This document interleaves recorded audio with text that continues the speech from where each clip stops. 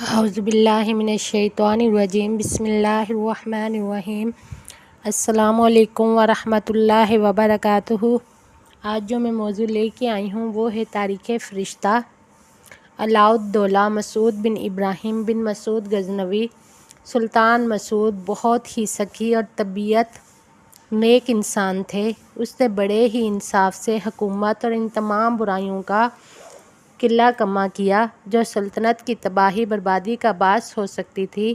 اس نے اپنے باپ ابراہیم کے عہد کے امراء کو ان کے منصبوں پر برقرار رکھا اور ان کی جاگیروں کی بحالی روا رکھی۔ اس نے سلطان سنجر کی بہن مہو عراق کے ساتھ شادی کی اور یوں سلجوقیوں کے ساتھ اخوت اور محبت کے مراسم پیدا کیے۔ سلطان مسعود نے جاگیردار لاہور حاجب طغا کو ہندوستان کا سپہ سالار مقرر کیا اور اسے ہندوستان پر حملہ کرنے کا حکم دیا۔ طغا نے دریائے گنگا کو عبور کر کے ہندوستان کے ان علاقوں میں ہنگامہ غارت گری گرم کیا جہاں سلطان محمود غزنوی کے علاوہ کسی مسلمان بادشاہ کا گزر نہ ہوا تھا۔ طغا بہت سا مال غنیمت لے کر واپس آیا۔ سلطان محمود نے 16 سال تک فرمان روایی کی۔